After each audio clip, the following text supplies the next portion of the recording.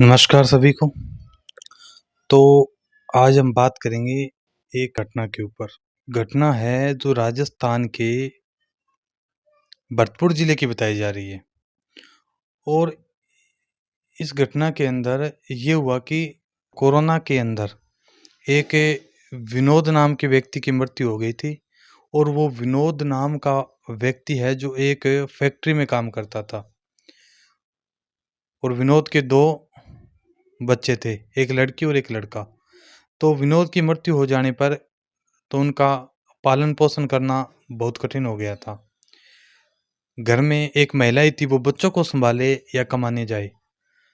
एक दिन विनोद की पत्नी अपने बच्चों से बातें कर रही थी कि अगर मुझे कोई 50,000 रुपए दे दे, तो मैं एक अपनी दुकान चला लूँ और उस दुकान से मैं अपने घर का खर्चा निकाल सकूँ, अपने बच्चों को पढ़ा सकूँ, बच्चों की देखभाल अच्छी तरह से कर सकती हूँ, अगर मुझे कोई 50,000 रुपए दे दे।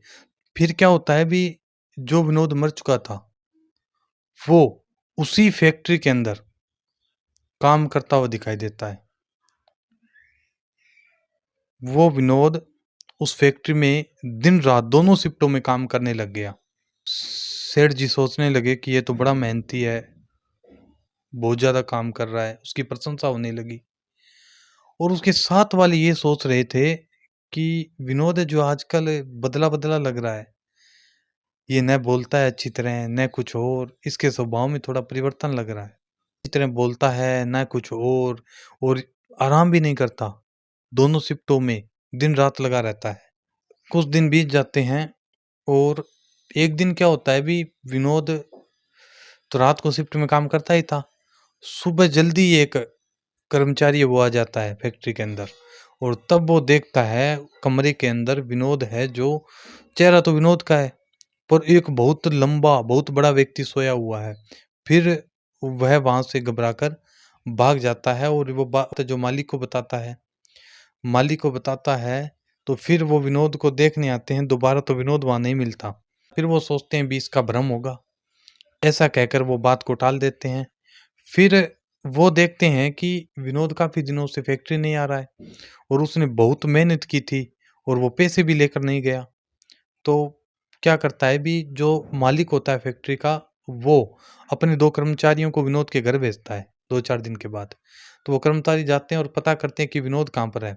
तो वो पत्नी कहती है वो तो मर चुके हैं। कर्मचारी कहते हैं कि वो तो फैक्ट्री में काम कर रहा था, 4-5 दिन से नहीं आया था, व सेठ जी ने हमें भेजा है। भी क्या बात होगी, वो विनोद आ नहीं रहा है फैक्ट्री के अंदर। कि उन्हें बताती है कि ये बात थी कि 50,000 रुपए की मैं अपनी बात बच्चों से बात कर रही थी और ये बात हुई थी। तो वो सोचते हैं कि ये तो विनोद की आत्मा है जो वो सारा काम करके गई है। वो फिर उसे 50,000 रुपए देते हैं और जा कर के वो बात है जो सेठ जी को बताते हैं, तो सेठ जी आश्चर्यचकित हो जाते हैं कि क्या ऐसा ही हो सकता है? तो इस कहानी से यही शिक्षा मिलती है इस कहानी से यही शिक्षा मिलती है कि एक व्यक्ति है वो अपने परिवार का पालन-पोषण करने के लिए, अपने बच्चों को पढ़ाने के लिए, लिखाने के लिए, बच्चों का पालन-पोषण करने के लिए किस कदर मेहनत करता है, क्या-क्या कर जाता है एक व्यक्ति। एक